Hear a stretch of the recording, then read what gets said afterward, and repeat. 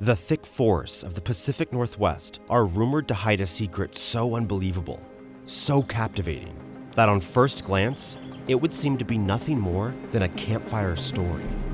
Sasquatch has left an incontrovertible mark across North American legend and pop culture. Could there be an unknown giant hominid yet undiscovered to science?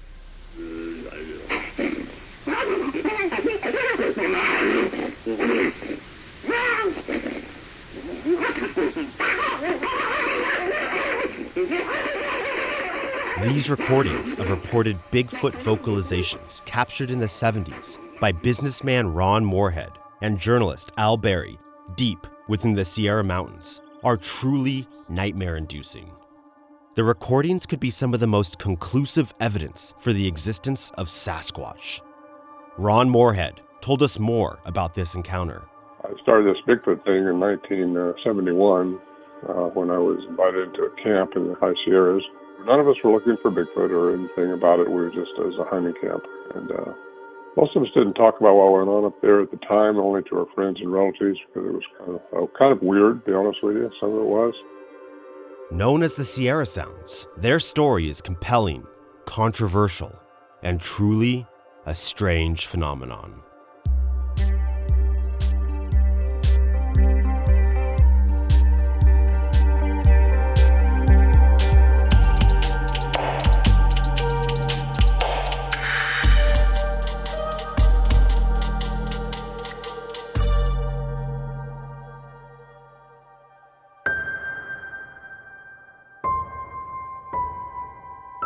Dr. Jeff Meldrum, professor of anthropology at Idaho State University, is convinced that there is enough evidence to warrant consideration to the existence of an unknown hominid in North America.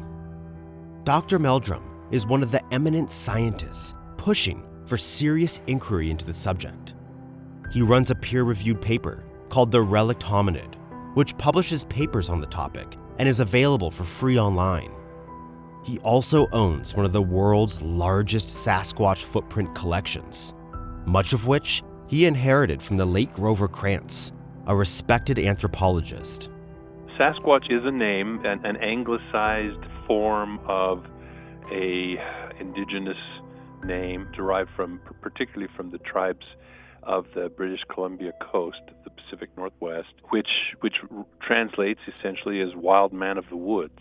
Throughout history, we have evidence of a fascination by human cultures with the possible existence of non-human, humanoid creatures that usually are denizens of the forest. So we're talking in this case about a relic hominoid, as I would refer to it, a persistent population of in this case, very large, averaging anywhere from 6.5 to 9.5 feet tall, hair-covered, but otherwise generally humanoid-looking in appearance.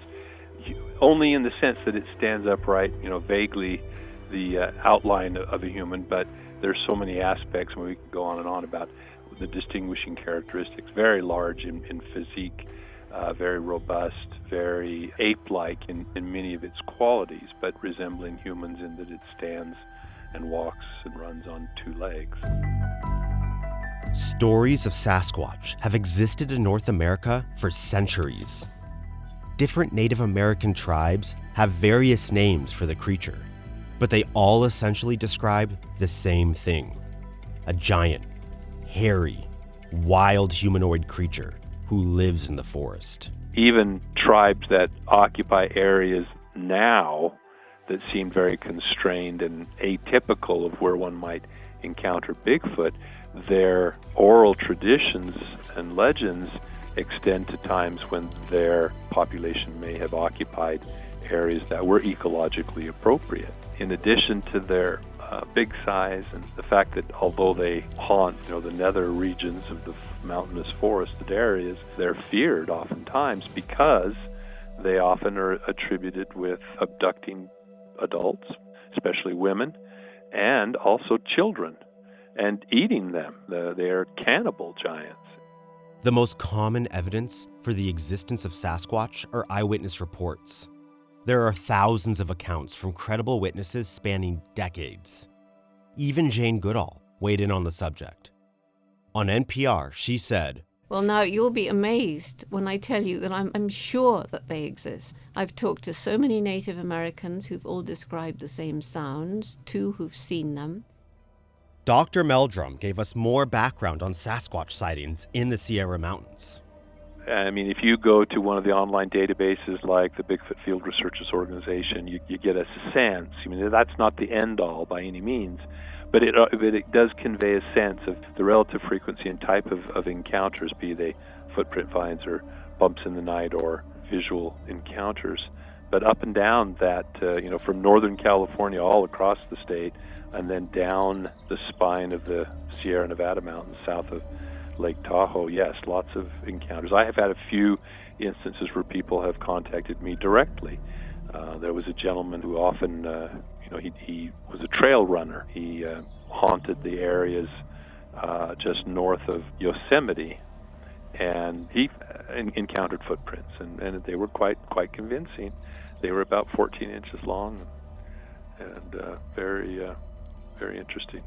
Joe Hauser, an environmental consultant and biologist, told us about a personal encounter he had in the Sierras. My gold mining partner and I were at a remote camp in the Sierras, and we were up there mining for the summer. And after we finished mining, we were sitting around the campfire after dinner, and all of a sudden up the canyon from us, we heard 2 very loud screams, almost like a howler monkey on steroids, and it was followed by a very large whoop.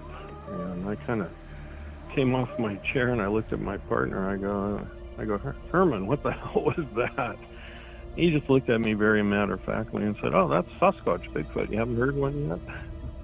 I said, "No, I haven't." And then we threw some more logs on the fire and proceeded to have a conversation about his experiences with them in the Sierras, in and around the area that we had been gold mining in. Sasquatch stories are entrenched in the region, with many credible witnesses reporting something they can't explain. In fact, not many years before the Sierra Sounds were recorded, there was a rash of Bigfoot sightings in the same area. An article written by the San Francisco Chronicle in 1965 called it the Terror of Tuolumne. Tuolumne County covers the area between Tahoe and Yosemite. The article reads, "There is mountain testimony that giant man animals may be roaming the remote forest and mountains of the northwestern part of the United States. 2 men in responsible positions have told this reporter they encountered the hairy subhumans at different times and places. There exist tape-recorded interviews with others who have either seen one of the monsters or heard its hideous scream, or smelled what they described as the foul stench of its body. These creatures, they said, appeared to be half ape and half man and weighed more than 500 pounds. One report, which was published in the Union Democrat in 1963 and is archived in the Bigfoot Field Research Organization database, has eerie parallels to Ron and Al's own encounters. The story involves 2 police officers in Tuolumne County, William Huntley and Albert Miller. The 2 were responding to a call from a man who said he saw something 9 to 10 feet tall. The anonymous caller said, "It was moving around. It appeared to be human, but it was the most awful thing I've ever seen. I'm scared. I'm an adult, and I'm not crazy. I'm not drunk. I don't even drink." When the officers arrived, they reported hearing what sounded like a human in distress. The sounds seemed to shift from human to animalistic, similar to the recordings captured by Ron and Al, as heard here.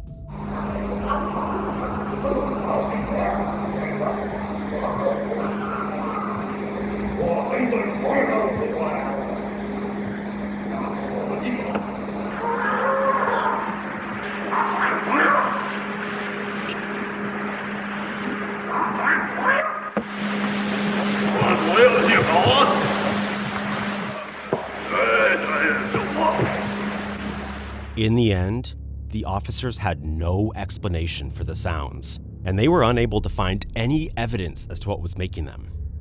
This is just one of many reported Sasquatch encounters in the Sierras. Not long after this, the encounters at the Sierra hunting camp began.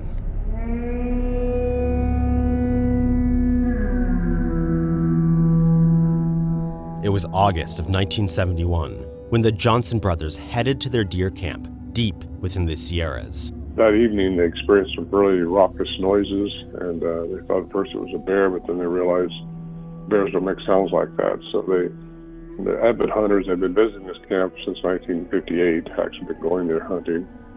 And they went outside after all the commotion stopped, and they seen this big, huge 5-toed footprint in the mud. They came out and told the other guys, which I wasn't part of the group at that time. They all wanted to know what was going on. One of the hunters, Donald, was so terrified by the noises he left early the next morning, while the rest of the group, including his brother Bill, stayed behind. When the hunting party didn't return as planned, he enlisted the help of friend Ron Morehead to make sure nothing had happened to the group. I took the hike into camp. It's about an 8-mile trek, pretty aggressive trek at that. And through in the Sierra Nevada mountains, and right deep into the wilderness, and it's about 8,400 feet to camp elevation. So it was pretty difficult to get to, but we got there, the guys were okay. By this point, talk of Bigfoot was spreading through the camp. I seen the big track though, I said, well, that's a Bigfoot, whatever made that. So therefore it's kind of considered a Bigfoot. All the creatures had the same type of splayed footprint that people see now that I posted. And this is the same prints we've been seeing for years up there, and since I've been going up there, which is 50 years now, I've been studying this phenomenon. The encounters at the camp continued over the months, and the vocalizations and large human-like footprints were unlike anything the group had ever seen. We have a shelter up there, which we go into. It's kind of a makeshift shelter of logs, and against some cables that were wrapped around a tree. So we were huddled up inside this little group of trees. We'll call it the shelter. And we would stick our microphones outside the shelter, wait for them to come around. We had cassette recorders, that's all you had. I had a top-notch, one of the best you could buy at the time. It wasn't until 1971, 72, when we, Warren Johnson, the leader of the group, he contacted Ivan Sanderson. Ivan Sanderson is a British biologist who is considered by many to be the founding father of cryptozoology, the study of unknown animals. And Ivan Sanderson read the letter that Warren wrote him, 23-page handwritten letter. Thought it was probably a hoax, somebody pulled his leg, but he thought he'd send it out to Peter Byrne and study Bigfoot there. And so Peter's read it. He thought the same thing, but he thought he'd send it down to Al Berry, who was in California where we lived. And Al Berry got it and thought he'd come down and interview us. Al Berry, an investigative reporter with the Record Spotlight, decided to join Ron and the others on a trip to the camp. Al was certain that this was all a hoax, but was eager to find evidence and prove it as such. Al has since passed away, but we were able to connect with some of his colleagues at the Record Spotlight. He was a big guy who was interested in outdoors. He wasn't a flashy fellow. He didn't talk a lot or tell a whole lot of stories in the newsroom like some other guys did. He didn't hold court. He was a guy who just did his job and did it well enough that he was expected or called upon to take on stories on deadline like murderers and the like. And he was well liked by the other members of the staff. Al Berry himself spoke in an interview on an episode of In Search Of from the 70s. It was a remote, high mountain area, and I was aware that there had been some strange goings-on in this area from accounts of other people who had been there. And it was a long hike in, and I got in there in the late afternoon. I set my tape recorder up. I put my mic taped it to a tree a little ways away from where I'd be bedding down, and then proceeded to wait along and see what developed. Later on that evening, after it grew dark, well, I was tired from the hike in, and I had begun to doze off, when all of a sudden I was awakened by some strange sounds.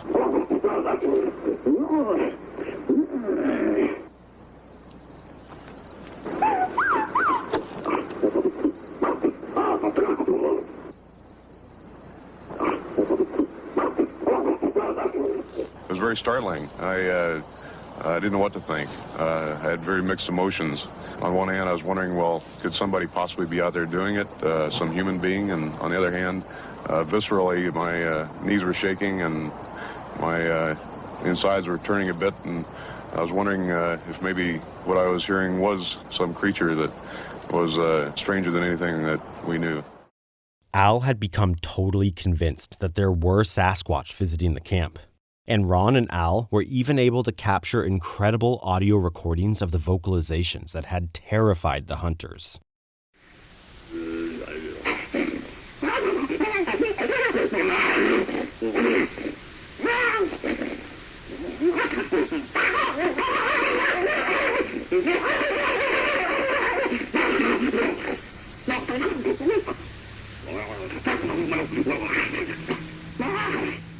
For years, Ron had never actually seen what was producing the noises. It wasn't until 1974 that he actually caught a glimpse of one of them for the first time.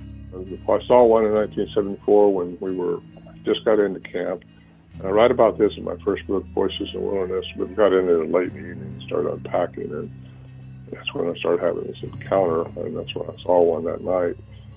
And I started recording. I got my little recorder out of the saddlebag, and I didn't haul my big one in at the time, and with the cassette recorder and started recording my interaction with them. And I got the wood knocks. We say it's wood knock. I've never seen one knock on a tree, but you hear these knocks, and they're rhythmic. What we were recording was rhythmic.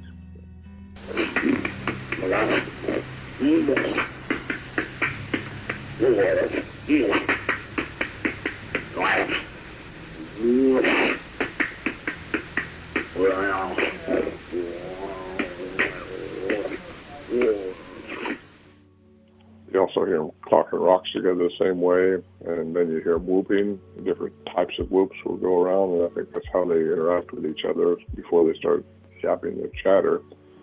And they do chatter very rapidly when they get into chattering.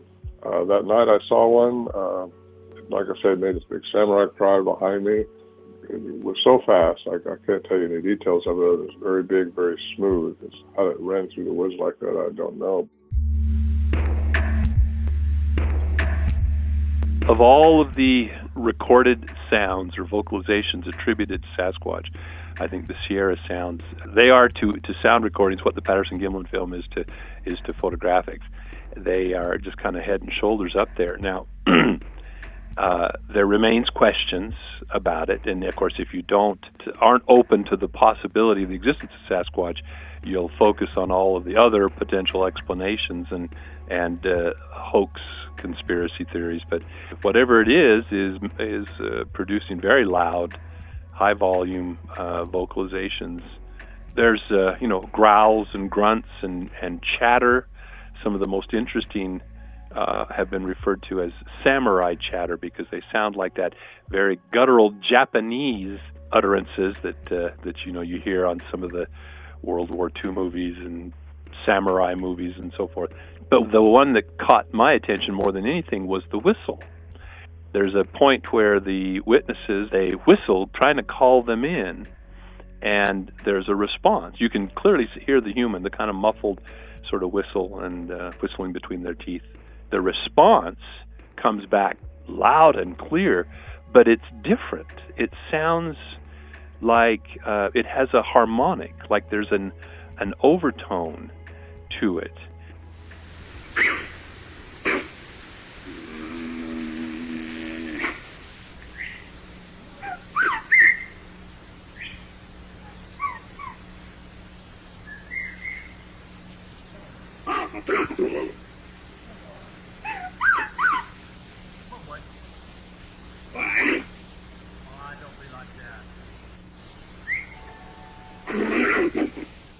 I know there is one paper that's been published. It's published in the proceedings of a conference that was held up at the University of British Columbia. Two authors, Curlin and Hurdle. They're not linguists or bioacousticians, but they have skills in sound analysis, and they do point out that it is possible to generate that kind of harmonic if the microphone is saturated. In other words, if the sound is so intense and so close to the microphone that it can create this apparent harmonic. Or the other explanation is that it represents a much shorter vocal tract than the other very loud vocalizations, suggesting that they're creating this sound by also employing their pharynx. So they're not whistling through their teeth or through their lips, but they're whistling back in the back of their throat, which is really quite interesting. I mean, like a bird would sing with its syrinx, it's called, and that was fascinating to me because that actually suggests the potential for some extra laryngeal air sacs, perhaps, in the Sasquatch, which wouldn't be unexpected at all because they're present in the other three groups of great apes, the orang, chimps, and gorillas. One of the hesitancies I have about the whole thing is the footprints. I mean, my litmus test is the footprints. I think most of them came in that were stated as being 18 inches. But the thing about it that causes concern is the sole of the foot looks extremely triangular with a heel that's fairly narrow and 5 toes displayed squarely across the end of the foot, so squarely that I can't tell you if it's a right or a left foot. I'm not pointing fingers at anyone or passing judgment. I'm just saying that it makes me uneasy that there's not a compelling corroboration by very credible-looking footprints associated with this event. I asked Dr. Meldrum, Jeff Meldrum, who's a footprint expert, and he wanted to see them, but I see no upside to that because he based everything on the Patterson track, which I don't think is compared at all. I just didn't let him look at them, didn't give them to him. He could see the pictures of them, but I'm afraid he would use the classical science to try to judge them and thinking that they have to compare to the Patterson tracks or they're not real. And we knew they were real. Whatever was up there was real.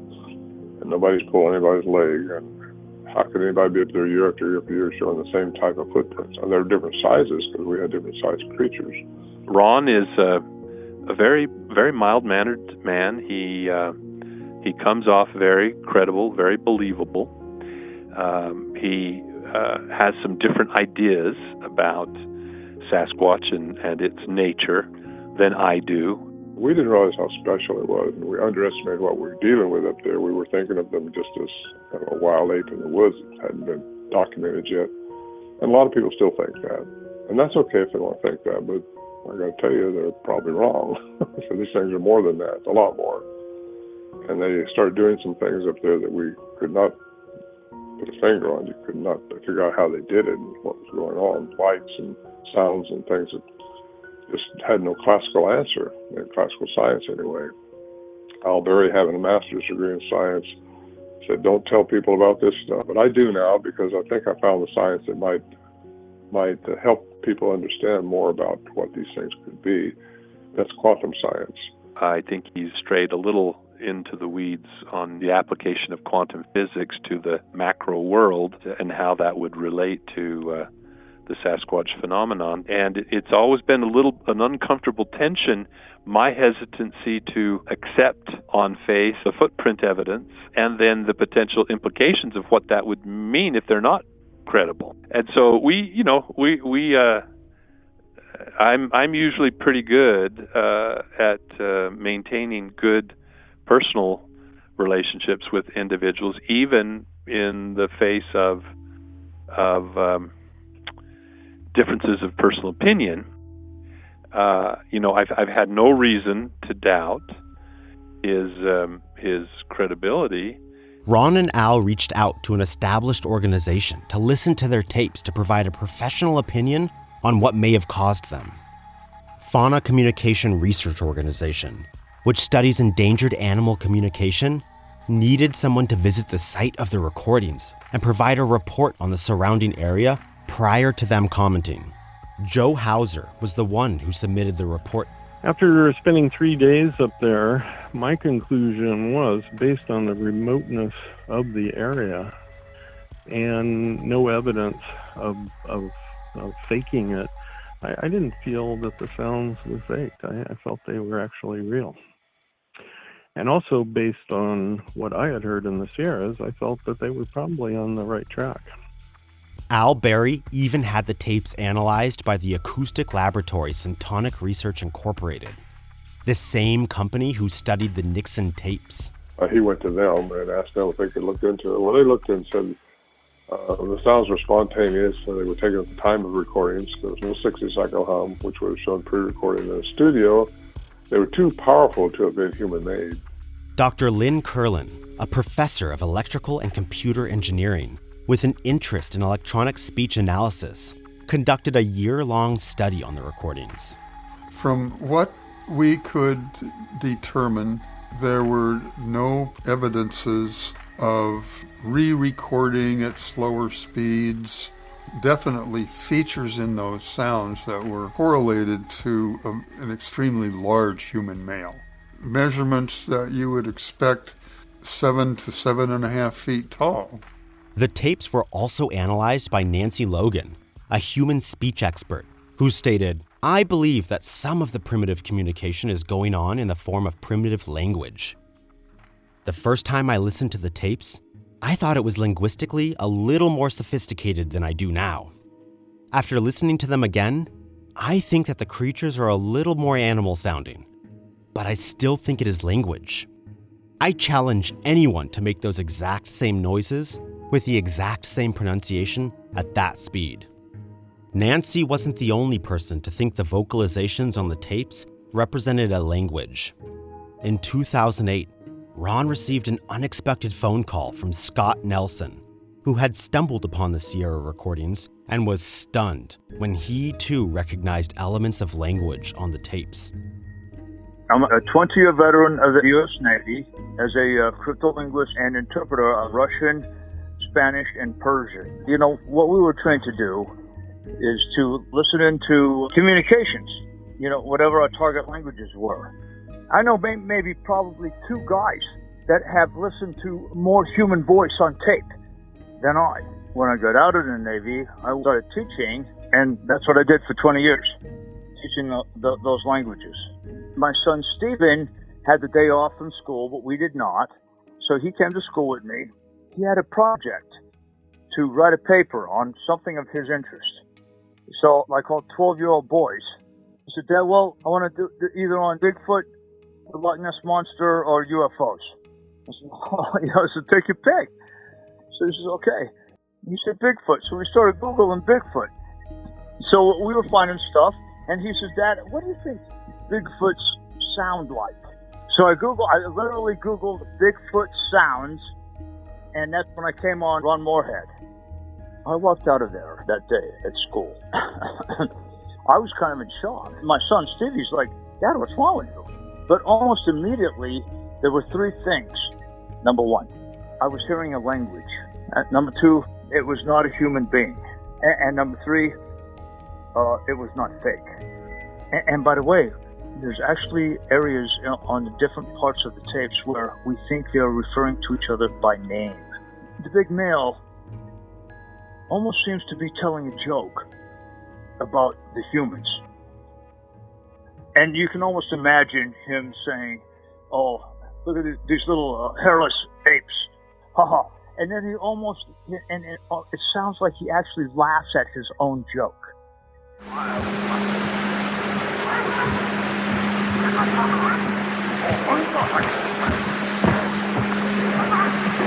There's 2 of them across the creek at the big rocks.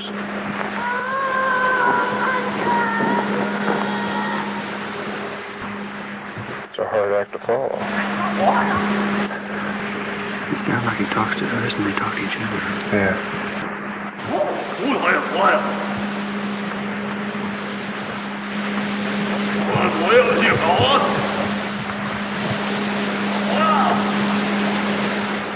That's part of the characteristics of language, you know, the expression of emotion.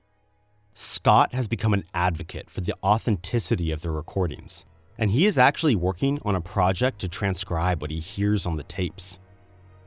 There's so much about this story that may remain a mystery forever, but perhaps we aren't meant to understand it.